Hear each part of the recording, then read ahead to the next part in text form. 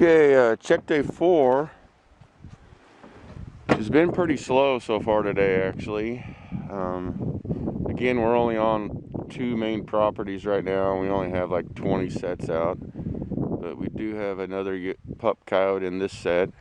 This was the set where we have the edge running here, and then the edge that goes right down there, and then this peninsula edge that goes right up to there. And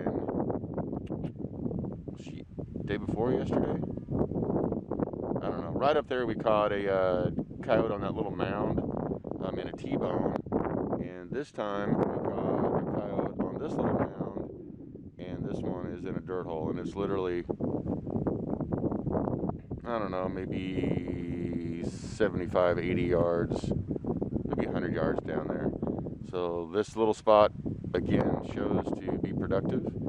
They're just running this little edge right here,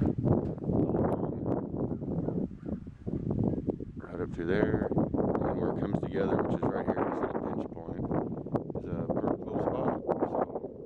So, got ourselves, this is a pretty nice colored one. It's not very big, but it's colored nicely. So, nice pad catch. Alright, we'll get this taken care of and reset it up. Okay, reset this right here in this little mound. You can see there's kind of a little mound here. So there's my dirt hole back and my set. Try to make it look as natural as possible, just like a little hole in the ground. There is a little bit of a burn circle here, but really not much. This was a young female, a pup. She's very submissive, as you saw in the video. She just laid there. She didn't move at all, really. And it doesn't look, honestly, like I had her all that long, because, I mean, she's obviously got a little bit of an area here, but it's not really bad. So I don't think she's been in here all that long. She hasn't even chewed up a bunch of stuff or anything. So we reset it, put bait and lure back in the hole. No urine. There's plenty of urine here. I don't really see any scat around here. Again, that makes me think she hasn't even been in this trap very long. And then I did something a little bit different, which I just do from time to time. I don't know why I do it. Honestly, I think it helps a little bit. I just threw something completely off the wall, completely different down in the hole as well. And I found in my trap bag I had a little bit of fish oil. So I went ahead and just put a little bit of fish oil down in the hole, just dumped a little bit of that oil down in the hole. So I got a little bit of fish oil along with my bait and my lure. And you're probably going, but Dan, you're not trying to catch raccoons. Why are you putting fish oil down in there? I'm just trying to give it a little bit of something different.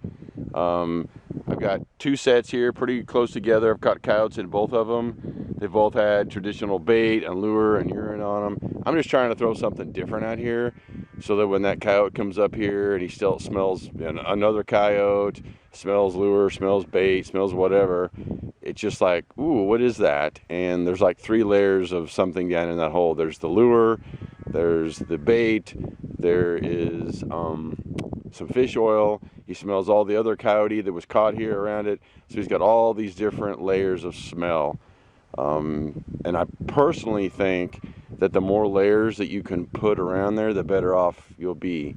Like, you know, in flat sets, if I'm using like a tuft of grass or something, and I can put, you know, a little bit of lure on one side of the pile of grass or the tuft of grass and a little bit of lure on the other side of the pile of grass, and then maybe some bait in the middle, 3 different smells in there, I think you're way better off than just putting some bait and leaving it, or putting some lure and leaving it. I think you put 3 or 4 different things in there, 3 or 4 different smells, 3 or 4 different layers for them to be curious about. I think they stay longer, and I think their feet move around a little bit more because they're trying to ascertain what the heck's going on. And again, I don't have any blocking here, but I think if you put them in the right location and you put your trap in the right spot, which I'm not even a big giant, oh, it has to be this, has to be that. If you watch my videos, I just put it where I think it needs to be and where the terrain allows me to. I mean, that coyote's going to step in that trap if he's there very long. So I don't think you have to block him. I think for coyotes, I think you're, in some respects, doing yourself a disservice for trying to block them. Now, if you have no choice, you're missing them, they're going around, you're just not catching them, then by all means, but I don't think you necessarily have to. So that's the reset. We'll see what happens in the next few days. And end of the trap line this morning. Really uneventful, one coyote for the day. Nothing else. No house cats, no possums, no coons, nothing else today. So slow day, but a good day. Just continue to catch coyotes every day. It's all we care about. Talk to you guys later.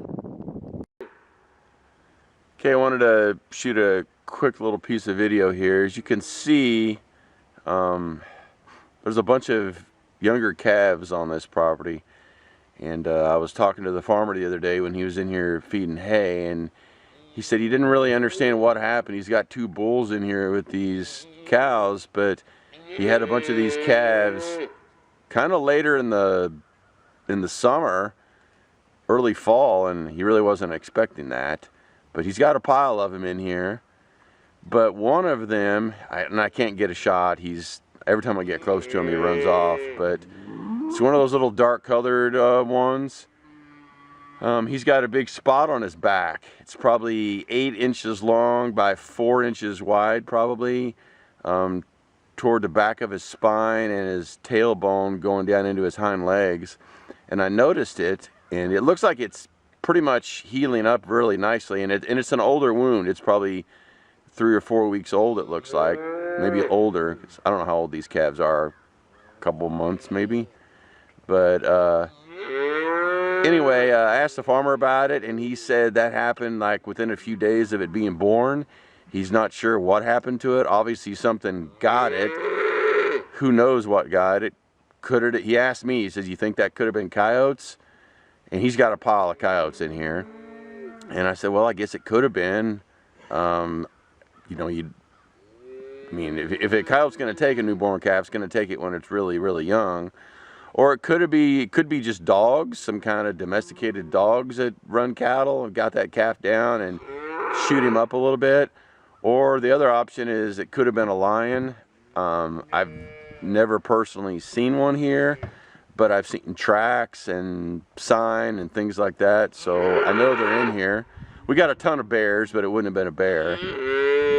So I don't know what it is, but regardless, this little calf survived, and that's one of the reasons that we're in here with this particular farmer is he wants these coyotes thinned out, and he's got a pile of them in here. We've caught 4 of them in here on him in 3 days, so there's plenty of them here. He even went so far as he put himself a jenny in here, a donkey, basically, because he'd heard that that'll help keep the coyotes away. I asked him if that has helped any, and he wasn't really sure. He says he still sees coyotes everywhere and sees coyote sign everywhere. So, but just thought I'd give you that little tidbit of info.